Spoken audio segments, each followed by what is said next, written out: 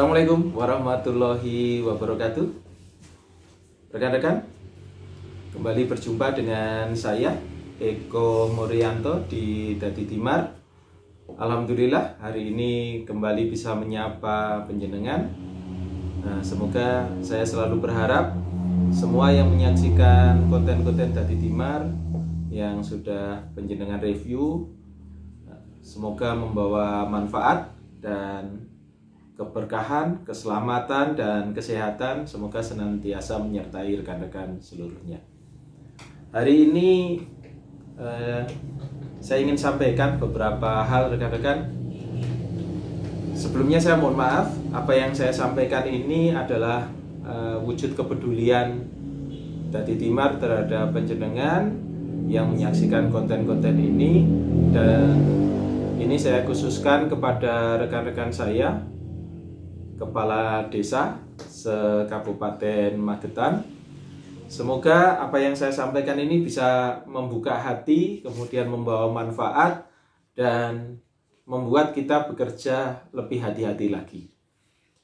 Rekan-rekan Dadi Timar seluruhnya, saya juga ingin mengucapkan terima kasih atas dukungan, support, dan segala bentuk atensi yang penjenengan sampaikan di Dadi Timar. Saya banyak mengucapkan terima kasih, termasuk adanya beberapa pertanyaan dan juga masukan kepada saya untuk menyampaikan beberapa hal.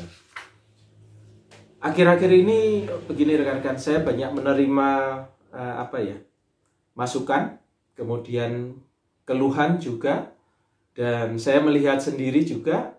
Kemudian juga apa yang disampaikan oleh Bapak Ibu Camat terkait dengan penyelenggaraan pemerintahan desa yang ada sekarang, khususnya di tengah pandemi COVID-19 ini. Konten ini saya kasih judul apa yang enak ya. Kepala desa bukan raja kecil di desa. Ini mudah-mudahan memanai apa yang mau saya sampaikan, bahwa kepala desa itu bukan raja di desa atau raja kecil di desa. Sehingga apa? Diperlukan adanya satu aturan rambu-rambu yang dibuat oleh pemerintah karena kita berada dalam satu sistem supaya jalan kita ini terarah. Mudah-mudahan teman-teman bisa mencerna apa yang saya sampaikan ini, dan supaya bisa kafah gitu, seluruhnya bisa penjenengan terima, tidak parsial. Mohon apa yang saya sampaikan ini bisa diikuti dengan seksama, tidak di skip atau tidak dilewati begitu, sehingga makna dari apa yang saya sampaikan itu bisa penjenengan terima dengan baik. Ini bukan berarti saya menggurui atau apa, tapi saya hanya ingin berbagi informasi dan pengetahuan yang saya peroleh selama ini, dan ini untuk bismillah, untuk kebaikan bersama. Jadi jangan sakit hati kalau diingatkan, karena ketika diingatkan itu artinya yang mengingatkan sayang dengan kita. Saya banyak mendapatkan informasi, sekarang sudah mulai muncul di tahun 2021 ini beberapa keluhan tentang, mohon maaf ini, perilaku kepala desa. Ada yang dari atasan, dari teman, maupun dari teman-teman saya yang ada di lembaga kemasyarakatan desa. Yang ingin saya sampaikan rekan-rekan, perubahan aturan ini adalah hal yang selalu dinamis dan itu pasti terjadi. Jadi mulai terbitnya Undang-Undang 579, kemudian berubah menjadi 2299, kemudian berubah lagi menjadi Undang-Undang 32 2004, dan yang terakhir Undang-Undang 23 tahun 2014 yang diikuti dengan Undang-Undang Desa nomor 6 tahun 2014. Ini mudah-mudahan membuka cakrawala pandang kita bahwa aturan yang terkait dengan khususnya pemerintahan desa dan pemerintahan daerah itu sebagai satu sistem kesatuan yang tidak bisa dipisah-pisah. Artinya ada kabupaten, saya ambil dari level kabupaten atau kota ya, dari kabupaten, kecamatan, dan desa. Ini merupakan satu sistem yang saling berhubungan. Jadi kita masing-masing berada dalam subsistem yang mempunyai kaidah dan kewenangan yang diatur oleh peraturan perundang-undangan. Jadi kepala desa itu adalah bagian dari sistem pemerintahan yang tunduk pada aturan di atasnya. Bukan berarti kepala desa kemudian mindsetnya masih seperti dulu, artinya seperti dulu itu seperti era kerajaan begitu, merasa sebagai raja kecil di desa yang apa yang diperbuat, apa yang diucapkan itu adalah hukum. Nah, itu bukan. Kita harus menyesuaikan dengan sekian banyak perubahan peraturan perundang-undangan yang ada. Nah, demikian juga dengan Bapak Ibu Camat. Saya mengajak penjenengan semua, karena kita dalam satu keluarga besar penyelenggaraan pemerintahan, Bapak Ibu Camat untuk lebih care, lebih peduli lagi dengan Bapak Ibu Kepala Desa atau saudara-saudara kita atau teman-teman kita yang menjadi Kepala Desa. Sering-seringlah turun, ajak ngobrol begitu ya. Jadi jangan terbawa ego sektoral. Jangan terbawa ego sektoral itu. Oh, aku di dinas, oh aku di kecamatan, oh aku di desa. Iki kewenanganku, nyopo wong liya campur tangan dan lain sebagainya. Ingat, kita masih berada dalam satu kesatuan. Jadi ada camat, itu pasti ada kepala desa di bawahnya. Coba dibayangkan ketika jadi camat tidak punya desa, RPY kan begitu. Demikian juga dengan Bapak Ibu Kepala Desa. Ada kepala desa, ada camat, ada dinas sebagai kepanjangan tangan dari bupati dalam penyelenggaraan pemerintahan. Artinya saling terkait, tinggal kewenangan yang diatur di dalamnya. Nah, kalau semuanya bisa memahami dan mengerti situasi seperti ini, maka insya Allah pengertian dan kesepahaman inilah yang akan membawa kebaikan. Jadi mari kita buka untuk saling komunikasi, jangan saling apatis, jangan cuek, jangan ada ego sektoral, tapi bagaimana kita membangun satu teamwork. Saya ingin mengajak penjenengan semua bagaimana kita membangun satu teamwork yang baik dalam penyelenggaraan pemerintahan desa yang saling terkait sesuai dengan kewenangan masing-masing. Nah, tadi judulnya saya kasih judul Kepala Desa Bukan Raja Kecil di Desa. Karena selama ini sampai dengan saya buat konten ini, justru di akhir-akhir ini ketika saya lama tidak buat konten ini, terakhir saya buat konten itu ketika saya dengan Bu Lurah Ngancar melihat air terjun Dunggupit. Di sana potensinya luar biasa. Nanti penjenengan bisa review Dadi Timar tentang perjalanan saya dengan teman-teman ke Dunggupit di air terjun. Sebelum konten ini upload itu sudah ada. Nah, saya ingin menyampaikan rekan-rekan bahwa keluhan terhadap kita secara umum, saya tidak tunjuk person, jadi mohon maaf, jangan ada ketersinggungan begitu ya.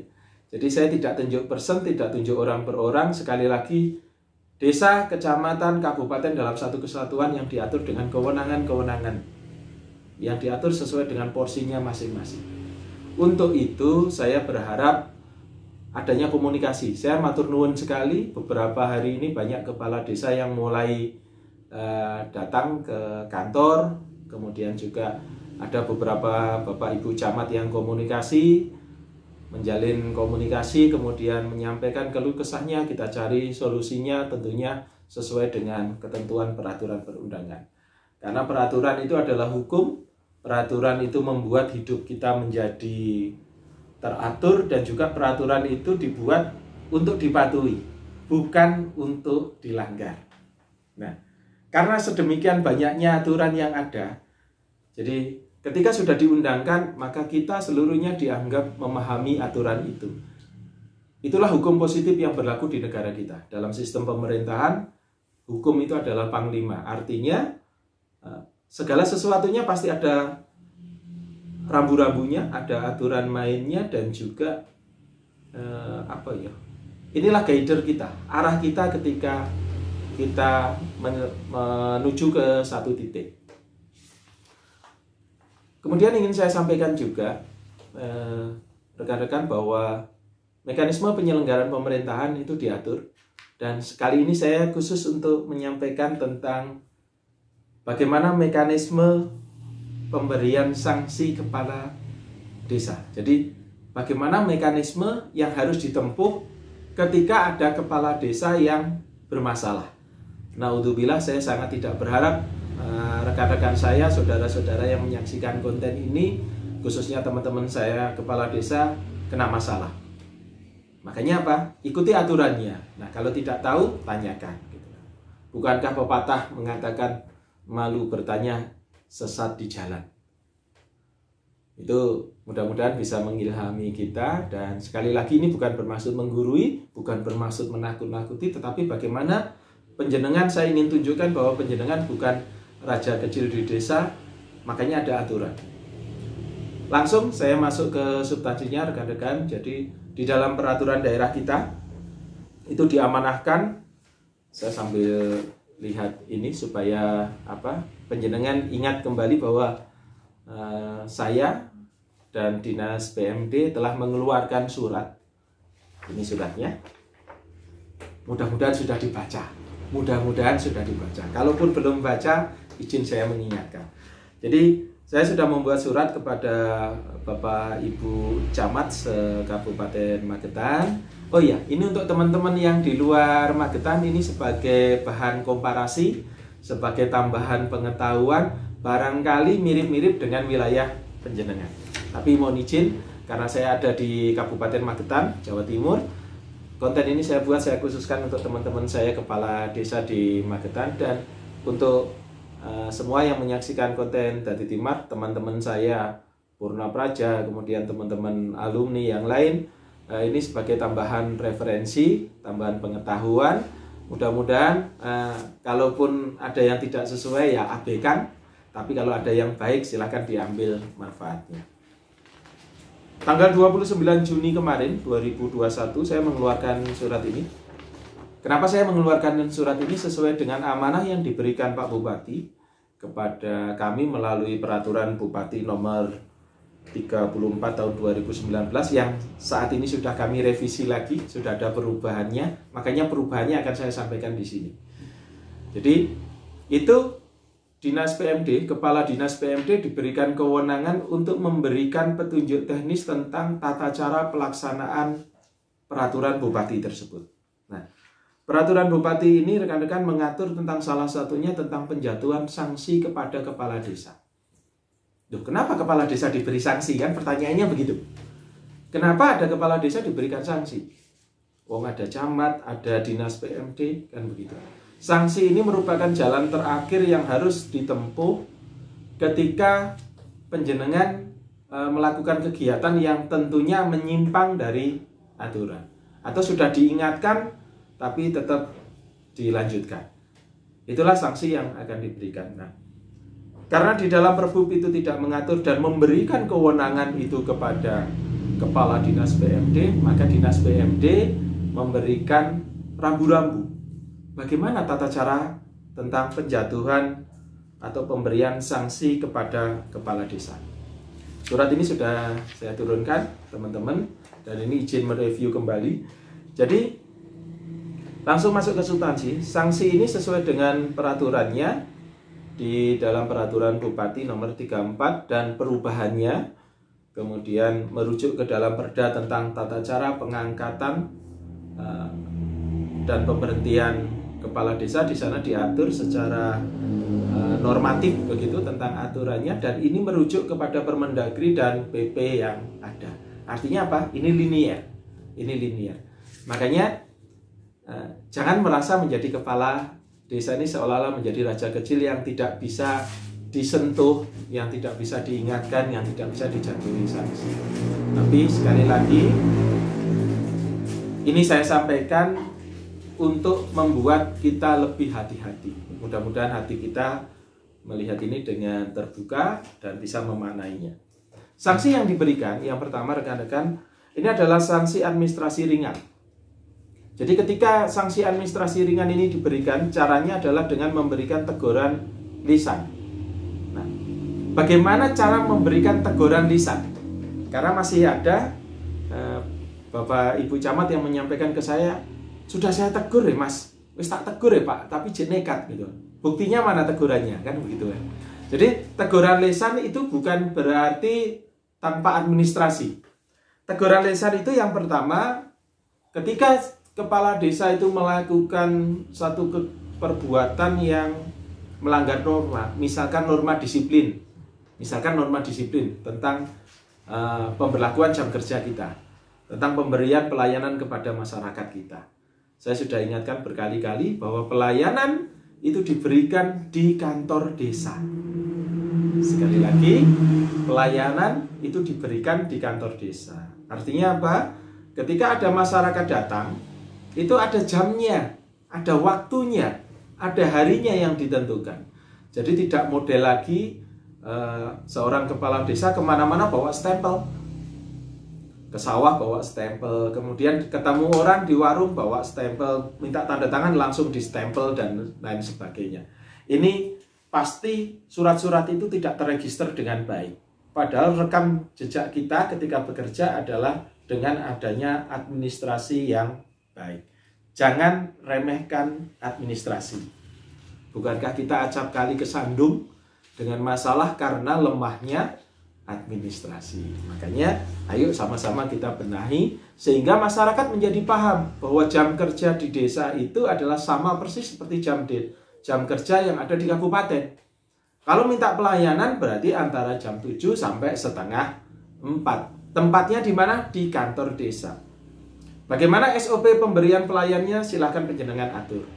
Mulai datang, masuk di ruang tunggu, kemudian dan seterusnya sampai dengan pelayanan dan sekdes meregister seluruhnya. Itulah kerjanya. Sistem penyelenggaraan pemerintahan desa tidak seperti dulu lagi. Jadi jangan ada yang tidak masuk kerja, kemudian seenaknya dan lain sebagainya. Karena benar tugas kita itu ada 3, pemerintahan, pembangunan, kemasyarakatan. Tetapi tugas itu dikemas dalam bentuk administrasi pemerintahan. Nah, sanksi administrasi ringan tadi diberikan oleh Bapak Ibu Camat. Caranya bagaimana? Yang pertama, Bapak Ibu Camat mengundang. Tentunya Bapak Ibu Camat ketika mengundang harus dengan surat undangan. Surat undangannya diregister, dikirim kepada desa dalam waktu yang cukup. Waktu yang cukup itu mungkin 2 hari, 3 hari, monggo SOP-nya penjenengan buat. Kemudian diterima oleh desa, kepala desa dipanggil, diberikan pembinaan. Kemudian setelah diberikan pembinaan, ketika salah ditunjukkan salahnya. Ditunjukkan salahnya itu misalkan ini anggaran ini harusnya dilakukan, pajaknya belum dibayar dan lain sebagainya. Atau kepala desa melakukan perbuatan yang melanggar larangan sebagai kepala desa, misalkan tidak masuk kerja berhari-hari, kemudian dipanggil diingatkan, misalkan ini contoh-contohnya yang kecil seperti itu. Surat panggilan sudah ada, selanjutnya di situ ketika ditegur lisan itu dibuatkan berita acara. Tentunya Pak Camat akan memerintahkan, Bapak Ibu Camat akan memerintahkan staf administrasinya atau sekcam atau kaurnya untuk atau kasipemnya untuk mem-BAP itu. Buatkan berita acara. Berita acara pemanggilan ini dibuat, kemudian pada hari ini tanggal begitu ya, intinya seperti itulah. Saya yakin teman-teman sudah paham lah, ini tidak mungkin saya jelaskan rigid. Kemudian ditandatangani berita acara itu, ini yang membuktikan bahwa kita dalam satu sistem. Ditandatangani oleh camat atas nama bupati. Jadi teguran ini diberikan kepada penjenengan lisan ini. Jadi undangan sudah, berita acara sudah, kemudian diberikan berita acara, tanda tangannya camat atas nama bupati karena dalam satu sistem. Karena kewenangan pembinaan pengawasan itu sebagian diberikan kepada camat untuk mengawasi kepala desa di wilayahnya. Setelah itu, setelah diberikan itu, kemudian jangka waktu teguran lisan ini selama 15 hari. Jadi 15 hari ini bukan 15 hari kerja, gitu, tapi 15 hari kalender untuk memperbaiki apa yang dibenarkan oleh Bapak Ibu Camat atau apa yang dikoreksi atau apa yang direkomendasikan oleh Bapak Ibu Camat lewat berita acara itu. Untuk menyelesaikan dan lain sebagainya. Waktunya 15 hari kalender. Mulai kapan? Mulai berita acara itu ditandatangani. Jadi kalau ditandatangani tanggal 1, ya tanggal 1-nya sudah dihitung untuk hari pertama. Kemudian kalau masih belum diindahkan, ternyata 15 hari itu teguran lisan yang pertama tidak diindahkan, tidak ada perubahan sikap. Artinya perubahan sikap itu tindak lanjut nggih mboten, kemudian apa yang disampaikan juga tidak diindahkan, maka Bapak Ibu Camat memanggil kedua kalinya untuk diberikan teguran lisan kedua setelah 15 hari. Nah, untuk itu Bapak Ibu Camat, sebelum 15 hari penjenengan harus cross check dulu ke Bapak Ibu Kepala Desa yang melakukan tanda kutip pelanggaran.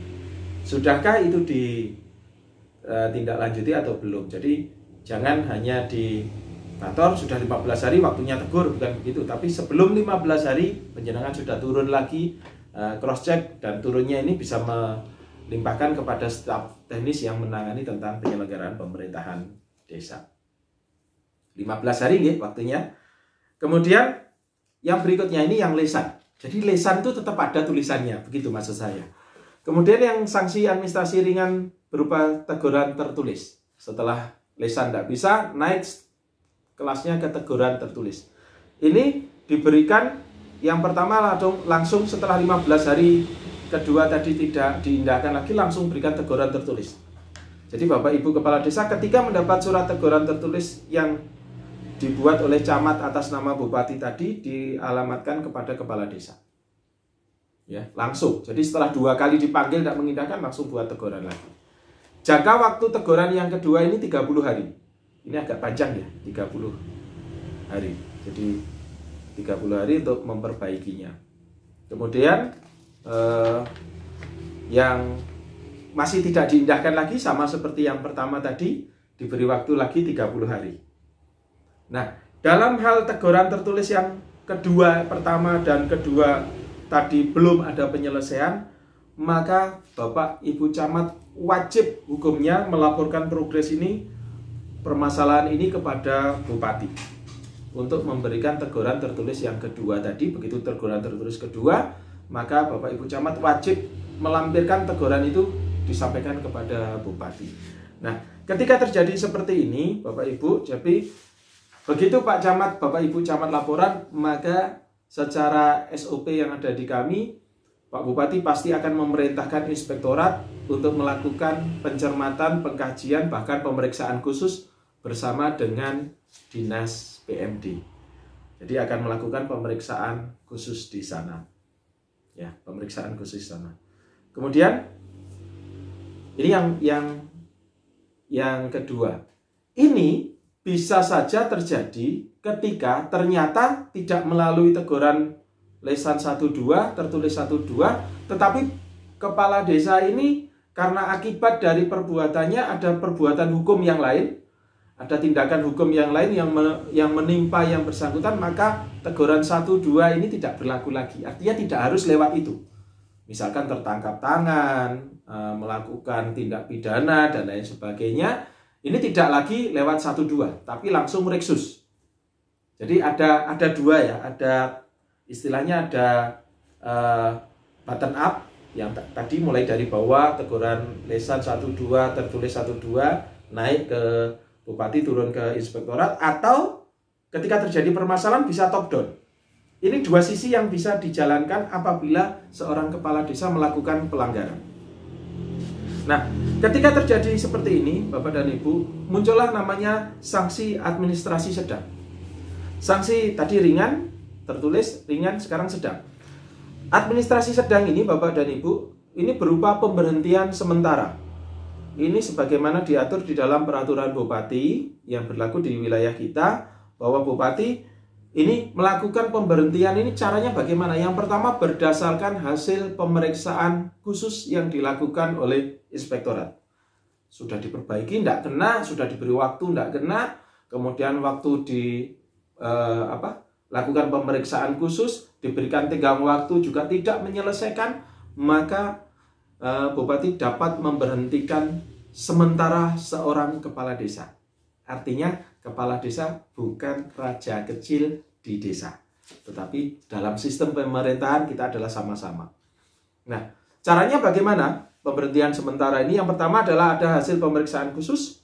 Yang kedua, hasil pemeriksaan khusus ini tetap tidak ditindaklanjuti, maka inspektorat koordinasi dengan PMD dan camat untuk memberitahukan kepada lembaga yang ada di desa, dalam hal ini BPD. BPD akan mengusulkan kepada bupati melalui camat tentang pemberhentian sementara. Jadi setelah mentok tidak ada tindak lanjutnya apa-apa, maka pemerintah daerah sesuai dengan jenjang normatif kewenangan yang ada akan memberitahukan kepada masyarakat di desa, karena perwakilan masyarakat itu wujudnya adalah BPD, maka akan memberitahukan kepada BPD. Selanjutnya BPD mengusulkan surat keputusan BPD tentang usulan pemberhentian sementara ini dilampiri dengan hasil musyawarah BPD dan berita acara rapat menindaklanjuti laporan pemeriksaan khusus tadi, laporan LHP dari Reksus tadi, laporan hasil pemeriksaan khusus tadi. Nah, di sini yang kami tegaskan, BPD tidak bisa serta-merta langsung mengusulkan pemberhentian tanpa ada LHP inspektorat. Sekali lagi saya ulang, BPD bisanya mengusulkan setelah ada LHP dari inspektorat dan ternyata tidak ada tindak lanjutnya.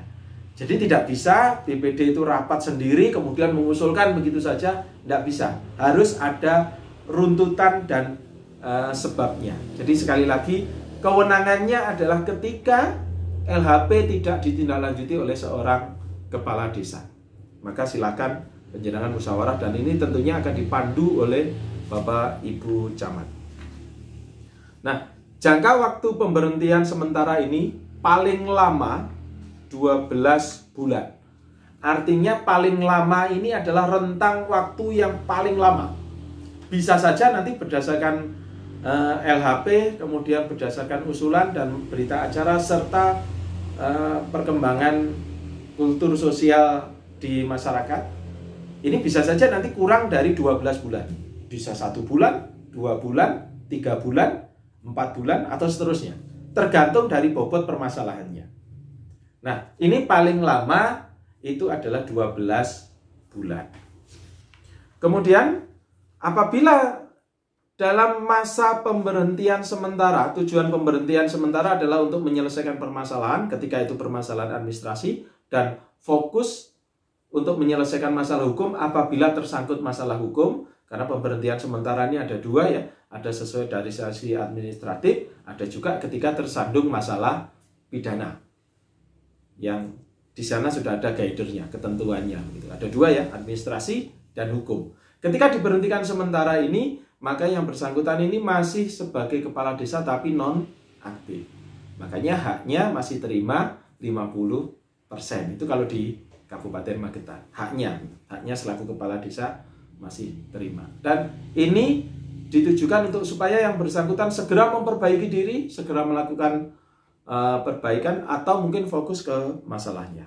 Nah, apabila dalam kurun waktu yang ditentukan pemberhentian sementara tetap tidak ada tindak lanjutnya, maka seorang kepala desa sesuai dengan runtutan yang saya sampaikan tadi bisa diberikan sanksi administrasi berat berupa pemberhentian dari kepala desa. Jadi ada 2 jalan seperti itu untuk menunjukkan bahwa ada aturan main. Naudzubillah, mudah-mudahan ini tidak kita terapkan. Jadi jangan sampai ada kejadian seperti ini. Tetapi ketika terjadi permasalahan, inilah jalan keluar yang ditempuh sesuai dengan ketentuan peraturan perundang-undangan. Jadi ini yang dapat saya sampaikan, Bapak dan Ibu, dan juga teman-teman yang menyaksikan Dadi Dimar. Mudah-mudahan ini membahani apa yang sedikit saya sampaikan ini. Sekali lagi saya nyuwun tulung, jangan dipotong-potong supaya tidak lepas. Artinya sekali lagi, BPD berperan ketika sudah ada LHP. Jadi tidak bisa BPD langsung oh ini bisa kok Pak mengusulkan pemberhentian. Ya bisa, tetapi untuk bisa harus ikuti aturan mainnya. Ini saya sampaikan rekan-rekan supaya teman-teman saya kepala desa dalam melaksanakan tugas lebih hati-hati lagi. Lebih hati-hati lagi, pahami aturannya. Tidak semua keinginan masyarakat itu harus dipenuhi ketika keinginan itu bertentangan dengan aturan. Pak, misalkan ini ada kasus, Pak kami sudah sepakat ini satu desa, dana desa akan kami gunakan untuk ini, sudah ada rapat BPD dan lain sebagainya. Kesepakatan melanggar aturan itu bukan hal yang baik dan itu bisa diproses. Makanya dikaji dulu ketika ada masukan, ketika ada permintaan, penjenengan kaji dulu. Kalau belum paham, silakan koordinasikan dengan Bapak Ibu Camat secara berjenjang atau dengan kami yang ada di Dinas PMD. Tujuannya satu, iki usulan iki tenanan pora gitu ya, atau perbaikan ini membawa perbaikan atau enggak, atau ada aturan yang dilanggar atau enggak. Jangan sampai kelihatannya ngelulu tapi ndulang silatan. Wong Jawa ngomongnya gitu. Ojo nganti awake dhewe iki kaya dilulu jebule didulang silatan. Artinya usulan-usulan yang itu kelihatannya baik di depan tapi mempersulit kita di belakang. Dan ini bukan dalam artian membuat kita berhadapan, bukan. Tetapi bagaimana kita menjalankan aturan ini secara bersama-sama. Itu rekan-rekan beberapa hal yang dapat saya sampaikan, mudah-mudahan membahani kita semua. Ini terkait khusus dengan kepala desa. Nanti insya Allah dalam kesempatan berikutnya akan saya sampaikan juga tentang bagaimana tentang perangkat desa. Karena juga sudah mulai banyak keluhan yang disampaikan tentang kinerja perangkat desa. Itu, terima kasih. Kurang lebihnya mohon maaf. Terima kasih atas atensi penjenengan terhadap Dadi Timar. Sampai ketemu dengan saya, Eko Muryanto, di Dadi Timar selanjutnya. Matur nuwun, dalem nyuwun pamit. Assalamualaikum warahmatullahi wabarakatuh.